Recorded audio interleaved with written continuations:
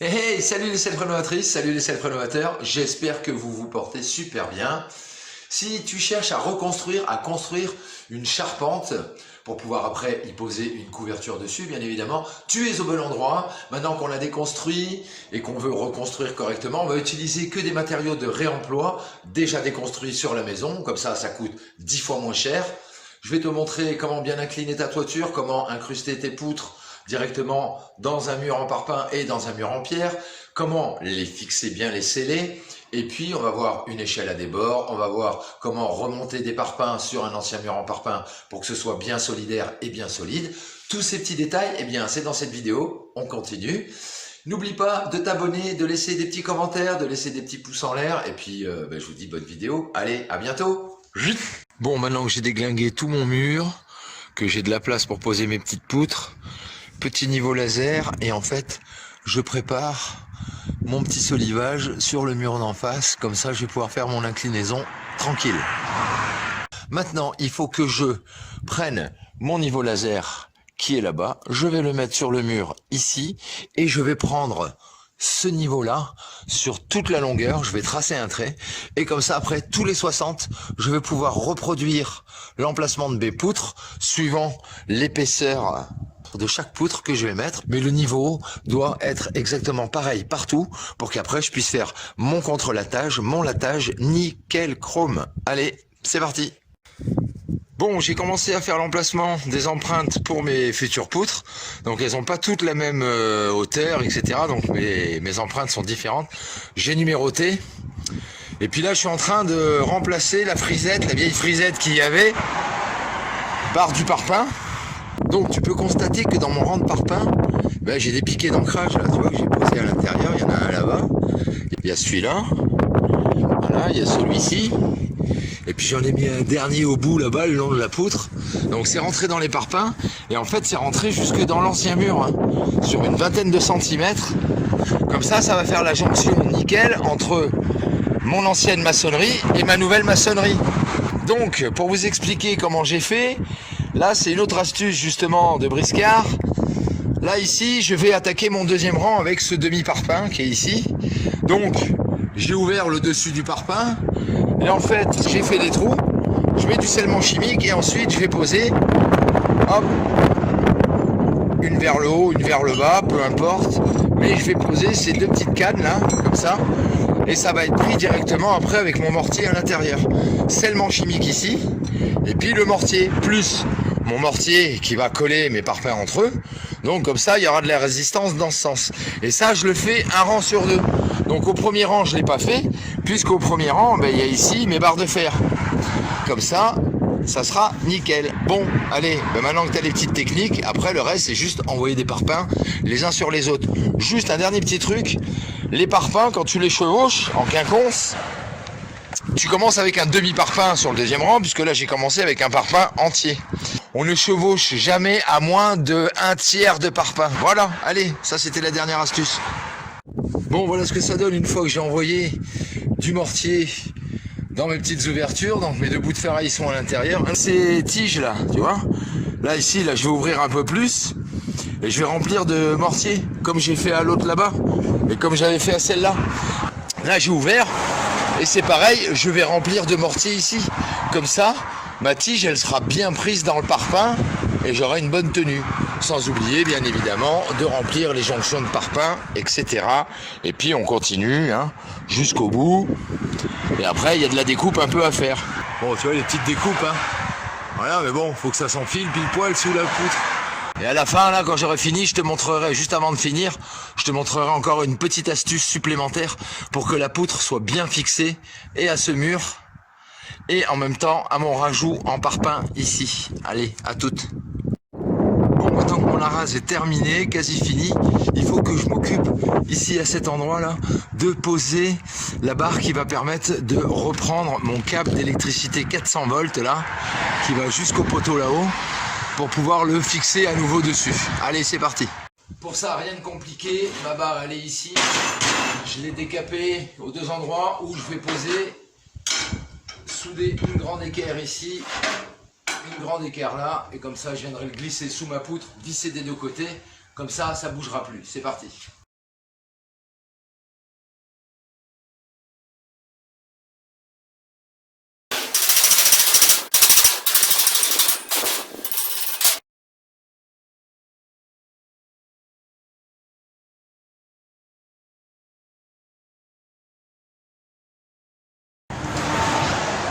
petit coup de nettoyage, un petit coup débarbage. Et puis derrière, j'envoie de la bombe Galva. Et comme ça sera nickel chrome, prêt à être installé sur mon dessus de mur.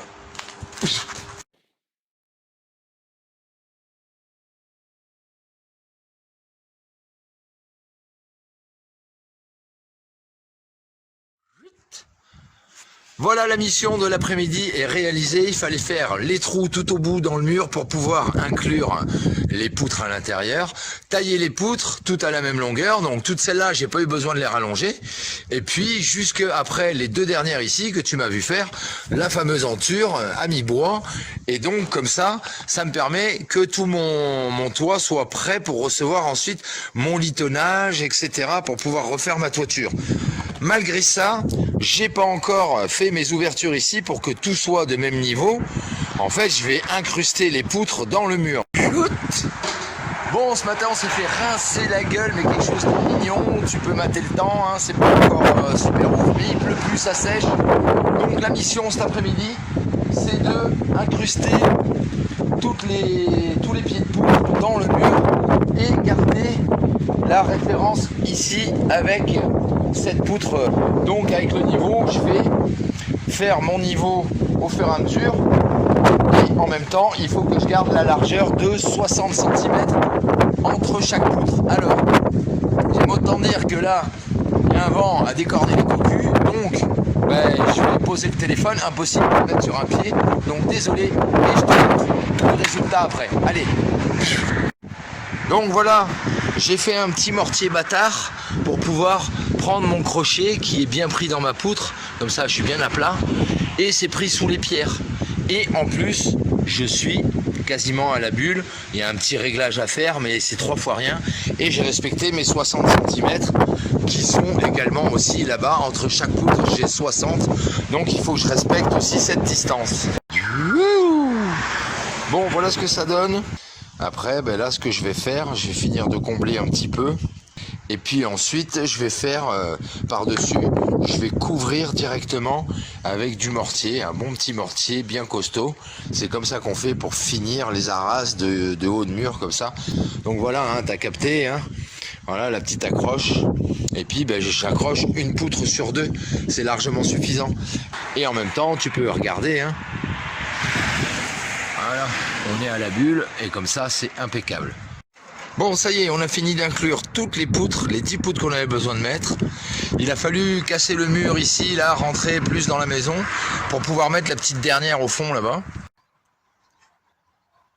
Donc là, on est en train de poser les planches de rive de gouttière. Alors, ce qui est hyper important avec les planches de rive de gouttière, c'est qu'elles soient bien alignées à toutes les poutres. Moi, je la tiens ici au bout, là, sur notre dernière. Voilà, il faut que ce soit vraiment aligné partout.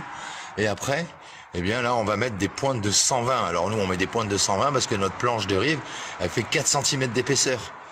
Donc là, Tatiana va commencer à l'enfoncer, la pointe.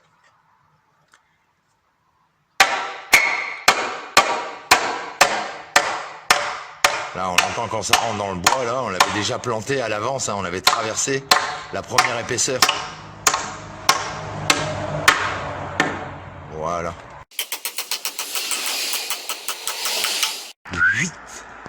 Bon, voilà que notre planche de rive de gouttière, elle est toute installée, toute posée, nickel. Donc on s'est occupé aussi de la planche de rive, mais là sur le côté droit. Donc en fait on a fait ce système-là, là, on appelle ça une échelle à débord.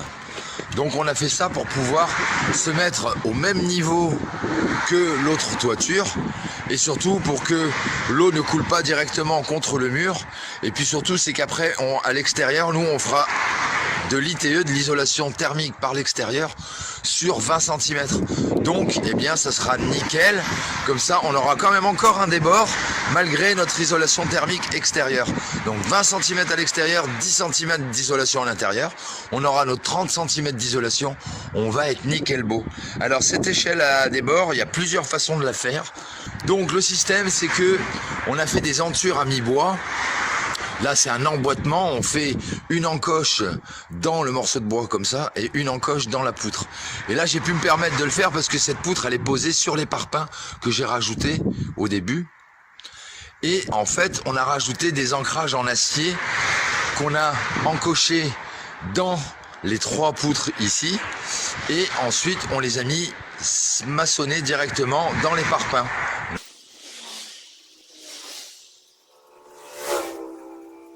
Et comme ça tient. Alors, en attendant, on a quand même étayé, on a mis un étai ici et puis un étai à l'autre bout pour garder notre bulle. Et après, nous, on va poser de la tuile Franche-Comté. Donc, on a été chercher des petites tuiles de rive, là. On les a pas payées cher, on les a payées 8 balles pièce. On en a pris 17 pour un côté, parce qu'il en faut 3,2 par mètre linéaire. 17 pour l'autre côté, mais l'autre côté, on va pas le poser tout de suite. Parce que comme on doit continuer notre toiture, on va voir comment on tombe. Parce que je voudrais pas avoir une deuxième échelle à débord à faire de ce côté-là.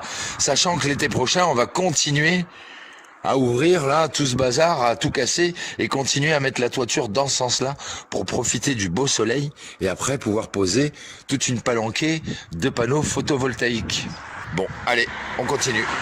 Jut, jut. Là, de ce côté-là, on a besoin de continuer à maçonner, remaçonner, rerourder des pierres jusqu'entre les poutres. Et comme ça, on aura un mur pareil, au même niveau que les poutres. Et puis après, ben là, comme c'est légèrement décalé, parce que le mur en pierre n'est pas droit par rapport à la maisonnette là-bas, eh bien, c'est pas grave. Comme ça, on mettra une petite planche de bois dessous la poutre jusqu'au mur, une bande de joint silicone, et comme ça j'ai aucune bestiole qui pourront essayer de venir grimper par dessous. Et après ben là ici dessous ça sera de l'isolant sur 34 cm. Allez, nous on va se retrouver quand ça sera le moment de poser l'écran sous toiture. Je vais vous montrer toutes les techniques super sympas et puis on fera le contre-latage et le latage. Allez, à tout de suite. Bon, ben voilà, t'as vu, rien de bien compliqué. Si moi j'y arrive, tu peux y arriver tout autant. Là, c'est sur un seul pan. Si tu as un deuxième pan à faire de l'autre côté, eh bien, c'est le même procédé. Tu auras juste une belle jonction à faire au centre, ce qu'on appelle le fêtage. Mais ça paraît rien de bien compliqué. La prochaine vidéo, on va s'occuper de poser l'écran sous toiture, contre-latage, latage. Et justement, pour ça, il va falloir commencer à adapter ces premières tuiles pour pouvoir arriver à faire un latage correct et utiliser le moins de tuiles possible, tout en gardant une étanchéité parfaite. Merci d'avoir suivi cette vidéo et comme je vous le dis toujours, soyez inventifs, créatifs et ingénieux. Surtout, restez-le et prenez bien votre temps pour tout le temps faire de votre mieux du super bon boulot. Et je vous dis à bientôt pour une nouvelle vidéo de Renault. Salut les builders!